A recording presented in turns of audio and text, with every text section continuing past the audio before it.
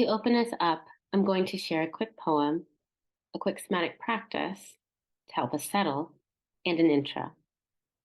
During this session, there's going to be a lot of storytelling. We will talk about what forgiveness means and some cultural perspectives on it. I'll share some practices, and I invite you to engage them in your own way, on your own process, and in your own time. Then I'll share some sample apologies that are written a bit more like poetry. Depending on the mood, we will perhaps do some chanting and a visualization to close. Go by the old adage to take what is useful to you and leave the rest. Trust your wound to a teacher's surgery. Flies collect on a wound. They cover it. Those flies of your self-protecting feelings, your love for what you think is yours. Let a teacher wave away the flies and put a plaster on the wound. Don't turn your head. Keep looking at the bandaged place. That is where the light enters you. So we're going to do Qigong practice from the 5 elements style. We're going to focus on the organ of the heart, given its importance in terms of how we're balancing our feelings. So you're going to go as if you're holding a ball. You're going to inhale in the center and exhale. Send it out to an end, flipping the hands. Inhale in the center. Exhale out the other end. Inhale. Exhale. Inhale. Exhale.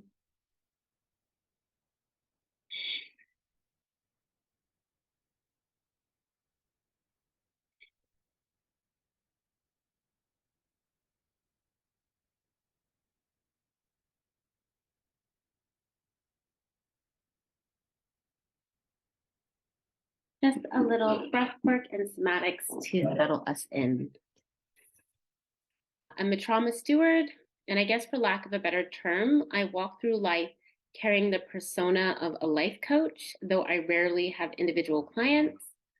All of my friends know what it is to sit with me and lay down their burdens, then to be accompanied in doing the strenuous work of weaving through the labyrinth of the heart to find the innermost gems of knowing purpose and transformation.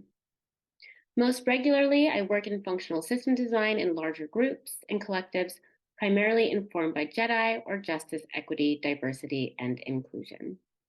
As someone who has been called a wisdom keeper, I want to share with you one of the important foundations of understanding which I have learned. It has to do with knowledge, how we perceive the world, and meaning making. And it's about absolutes and definitions. I'll explain it using a story. Say you're a child and there's a bully in your life. He always bullies you at the same time, after lunch. The bully loves mangoes, and when he beats on and picks on you, he always carries the sickly sweet scent of mangoes. Now, 30 years later, mangoes, part of how you understand them in their totality of being, is at least partially rooted in violence. Every word, term, concept that you have an understanding of is colored and influenced by a story quite personal and unique. So subjectivity. Yes, we have denotations, what is written in the dictionary or the definition of a word, and connotations, how we individually understand and how our influences have conditioned the word's meaning to us. But what is a definition if not a collection of other words?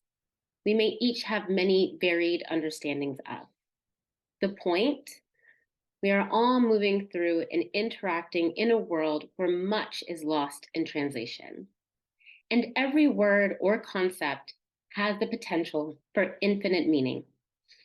I'm religious. I'm multi-religious. To me, God, a word I'm usually careful not to use due to religious traumas so many hold, means energy, love, power, true intimacy, the universe, infinity, etc.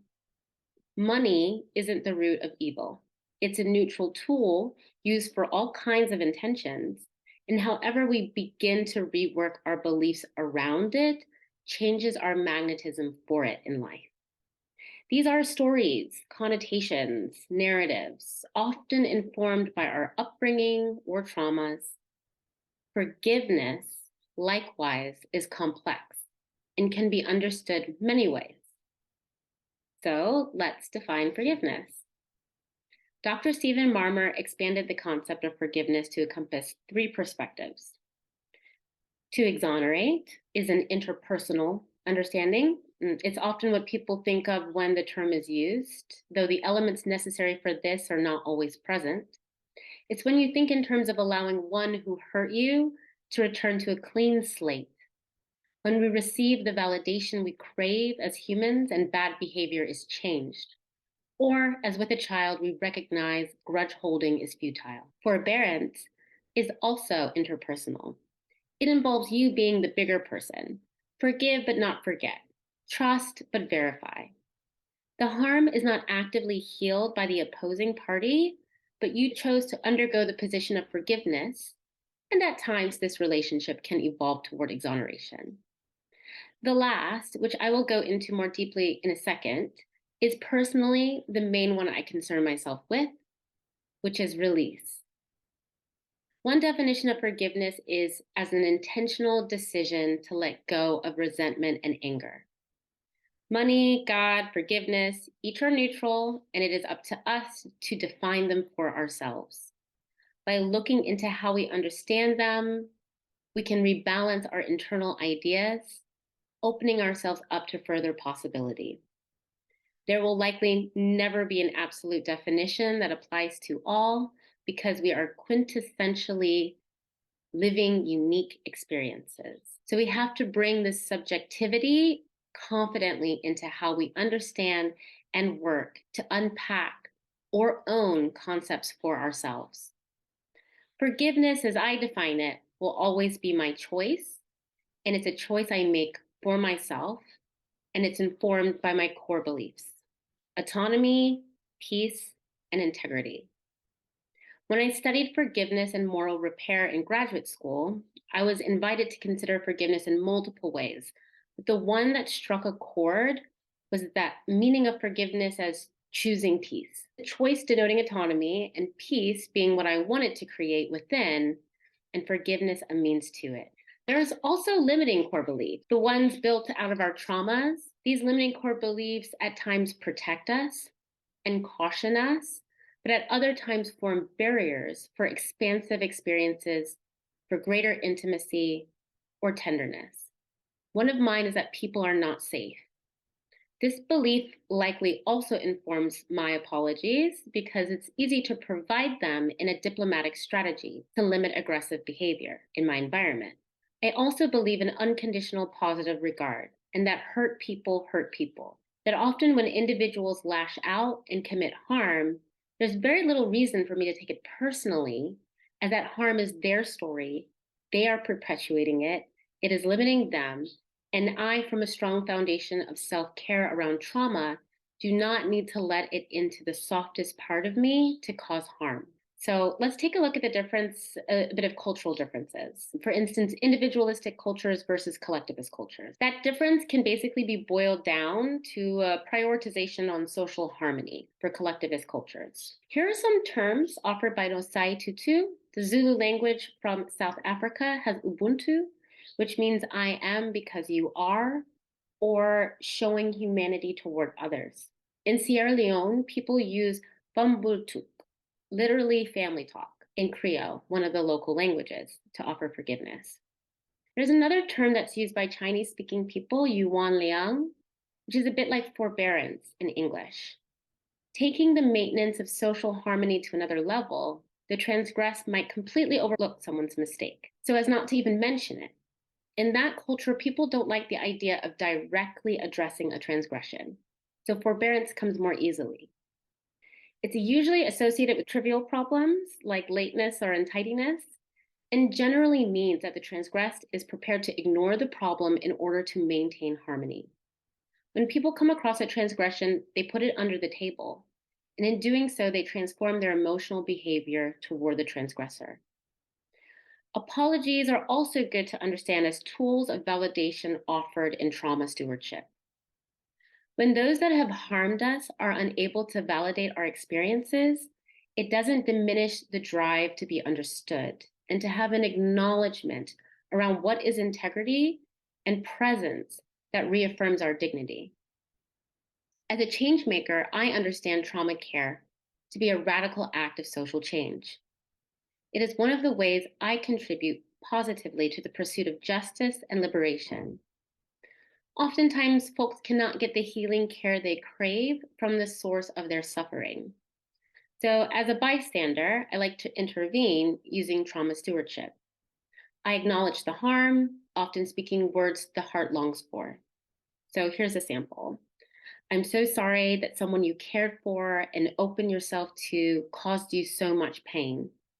It's easy to see all of the ways their past and upbringing gave them little capacity to have healthy relationships in their life and to honor their friends in a way that embodies reciprocity and mutual care. It's terrible that you were exposed to such toxicity for so long.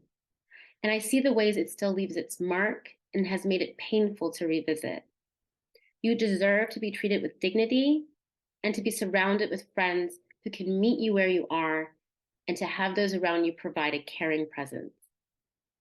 This is just a sample of thousands of conversations I've had with individuals who share with me about traumatic past relationships or experiences. Let's go back to Dr. Marmer's description, the third in the list, release. And these are his words. Release does not exonerate the offender, nor does it require forbearance. It doesn't even demand that you continue the relationship. But it does ask that instead of continuing to define much of your life in terms of the hurt done, you release your bad feelings and your preoccupation with the negative things that have happened to you. Release does something that is critically important. It allows you to let go of the burden, the silent tax that is weighing you down and eating away at your chance for happiness. If you do not release the pain and anger and move past dwelling on old hurts and betrayals, you will be allowing the ones who hurt you to live rent-free in your mind, reliving forever the persecution that the original incident started. So this brings me to story loops, which I find very important. So often I hear people repeating stories of harm or trauma, while in some ways vocalizing is a release and validation what we seek. What I recognize is a lot of people are stuck in these story loops.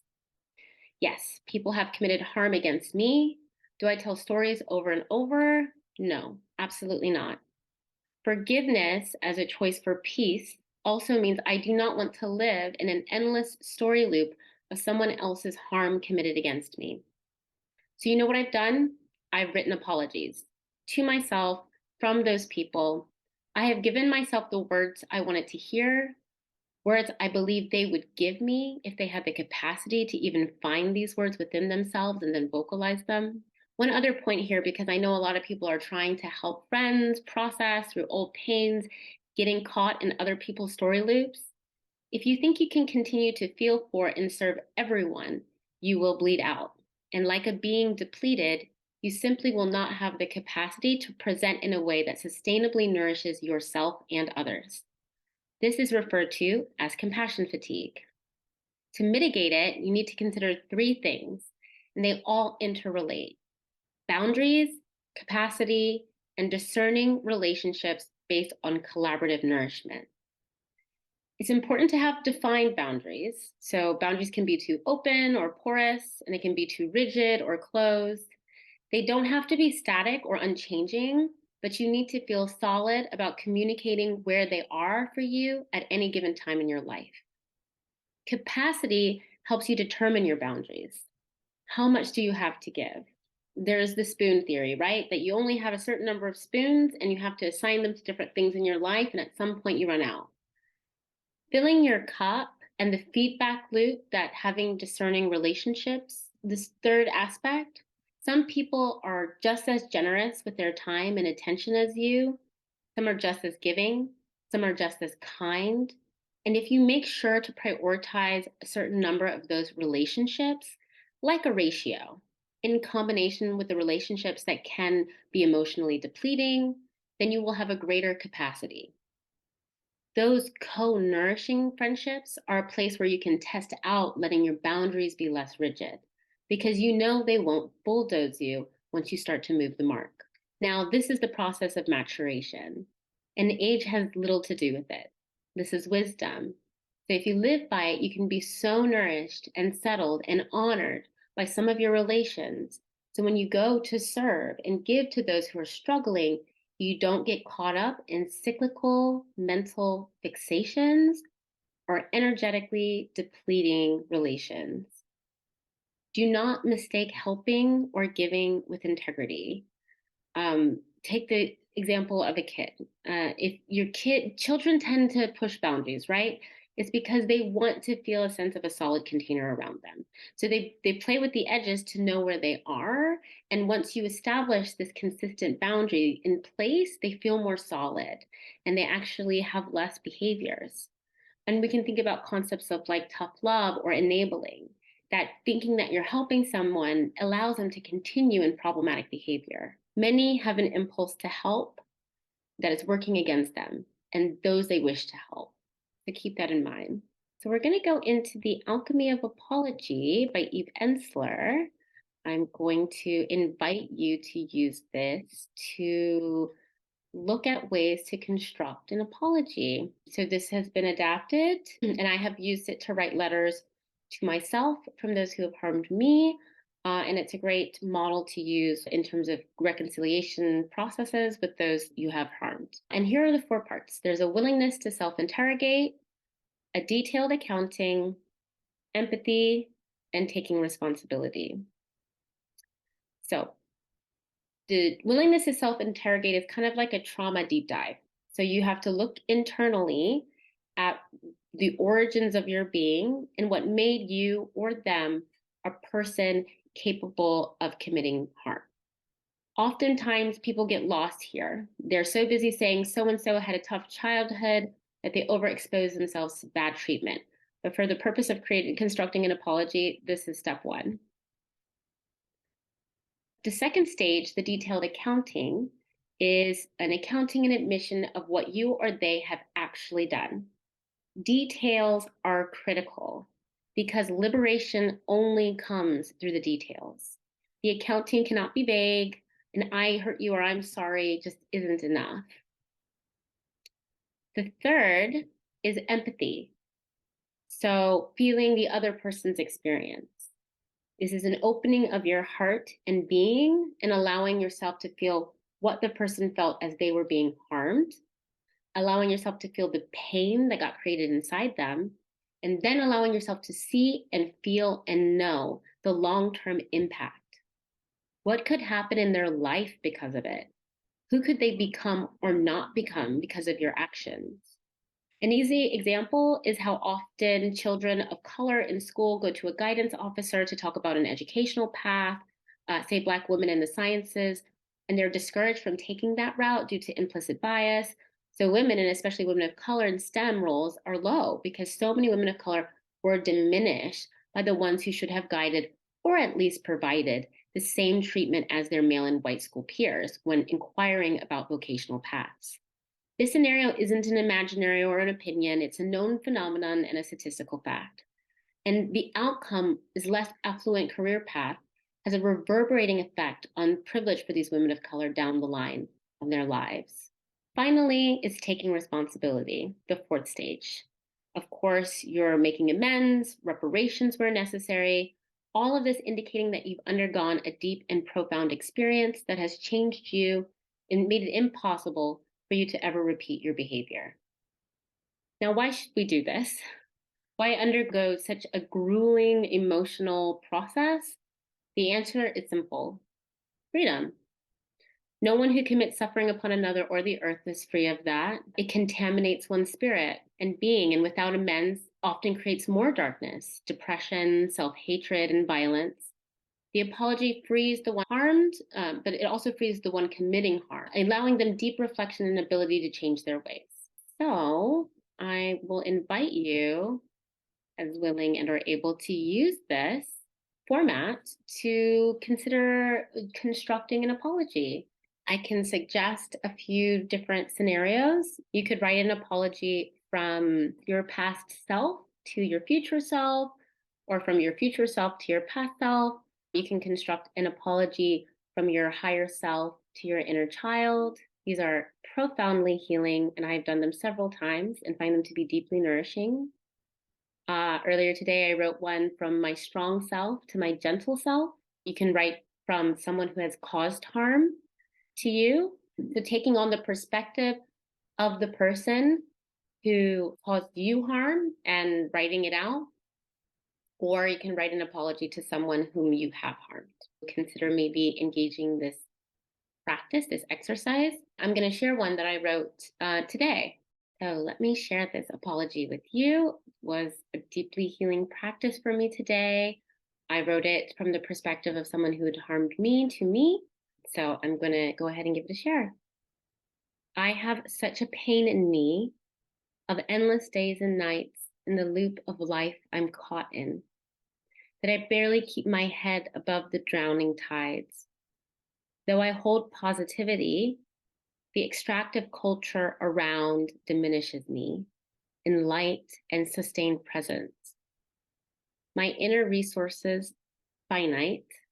I struggle internally to pass from day into night and through it. When I meet you on the field of life and you fill my cup, I'm brimming with the glory of possibility and recognition of the endless pain wave that is caught on my soul like a burr. I am so full with life when I'm with you that I think it might blind me with its radiance if I look too long. So there is absence. In the deep heart of me, I know you know this battle.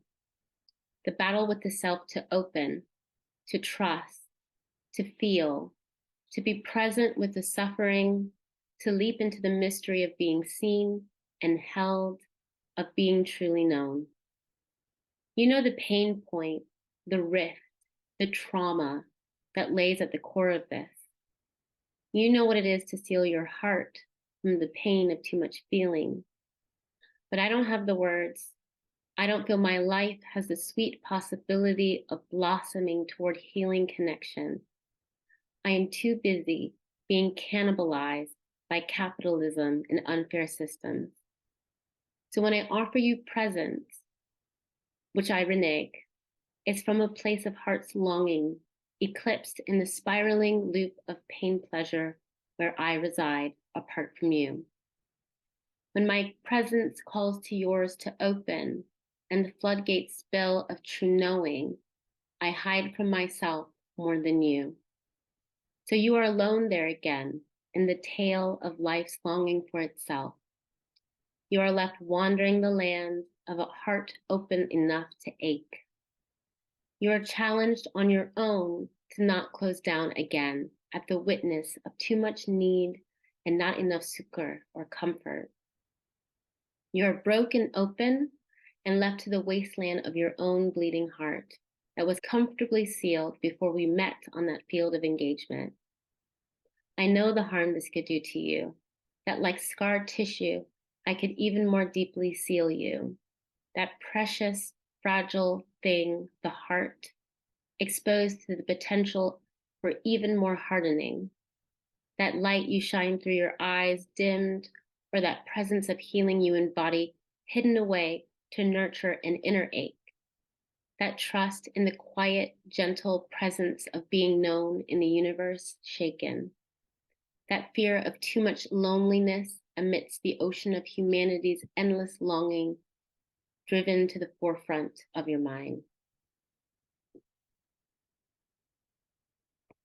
So this apology actually consisted of 3 of the 4 parts. Any idea which part was missing? It's taking responsibility. So no reparations offered. The word sorry was not even used. But I more fully recognized and validated in the harm I experienced and the potential for ongoing harm. And the other person's shortcomings due to the trauma are identified, so I'm not personalizing the hurt. I do want to go a little bit more into cultural stories of forgiveness. So how do we react culturally to harm? In many cultures, punishment is considered the appropriate response. This is what has been normalized. We have an eye for an eye. You hurt me, so I get to hurt you. That event gets worked out in a pay it forward type of way. when the person that hurts me is gone, so I need to put this hurt forward onto someone else. I call this trauma offloading. I mean, how often does someone do something out of the blue, highly problematic, and you're busy trying to work out the whys, but they're playing a part in a story that started long before you stepped on the scene. And you don't actually have to work out the logic of any of it. Accountability in unconditional positive regard has the potential to be the corrective or healing action taken in response to harm, not punishment. So reconciliation processes, when paired to accountability councils, are an amazing method of practice. So think the Reconciliation Council in South Africa. And keep in mind, trauma healing is a radical act of social justice. Again, what is the outcome you are seeking? Oftentimes it's validation before it is even reparations. When acts of forgiveness are made public, they draw us emotionally in line with those commitments. I'm going to share about silencing tactics. I always talk about them. They can be used in different scenarios in different ways, but they're primarily a response to feeling emotionally overwhelmed and attempting to shut down a conversation. They're often unconscious. So, for instance, a narcissist gaslights. That means that they try to make it out as if you are the one doing the problematic action, which they themselves have actually done. So some scenarios, perhaps they are always overtaking your resources, but then they call you selfish and greedy, or they're impossible to get a hold of, and then they say that you are never there for them. This aims to confuse and deflect. It's a direct response to harm they have caused is very difficult for people who struggle with narcissism. And when you have an overfixation on rationalizing their arguments, and the confusion that ensues plays right into this dynamic and will lock you in a story loop. So quick, you'll be repeating it for some time. So again, just avoid seeking from some sources validation, and avoid trying to rationalize some arguments made in response to your request that harm be acknowledged. Let's take a look at this slide on silencing tactics. Centering is one. So essentially hijacking the conversation, making the issue about how you, as the person who committed the harm, feels, taking up space, having emotional reactions that clog the conversation moving forward, talking over people as if your view is more important. The counter to this is listening. You have impact versus intent. So assuming the fact that you didn't intend to cause harm means that you don't need to acknowledge how harmful you impacted the other person. We have the personality defense. So the assumption that making mistakes and hurting others is something only bad people do. Thinking because you are a good person, you can't have caused any harm. So you don't need to think about the ways you can assist in healing or trauma stewarding. We have minimizing. So that's pushing the narrative that the situation wasn't that bad, being in denial about the other person's experience of harm. And then we have tone policing. So this involves stigmatizing others because of the way the message is given, rather than acknowledging the context and the content of that message. So there's a visualization I wanted to encourage that we do. And then there was at least one quick chanting practice I was hoping that we could engage. So let's go ahead, as willing and or able. You can close your eyes and just listen. I want you to imagine that you are a child and you have discovered something. You are bubbling over with excitement to share it. Perhaps you found a particularly beautiful rock, or you managed to capture a wriggly thing, or you finally learned to whistle. So you rush home and into the kitchen to show your mother, and she's bustling around, clearly juggling multiple tasks. Perhaps the rock falls and leaves a dent in the floor or linoleum, or the wriggly thing or news of a high-pitched whistle causes her to startle and she lashes out. I want you to imagine the contrast of excitement to fear, or shock or feeling dejected.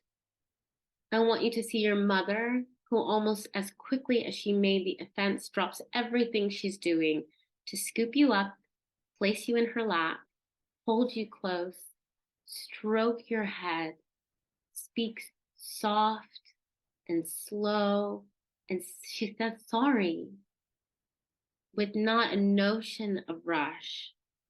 Have her soothe and then reactivate your initial excitement.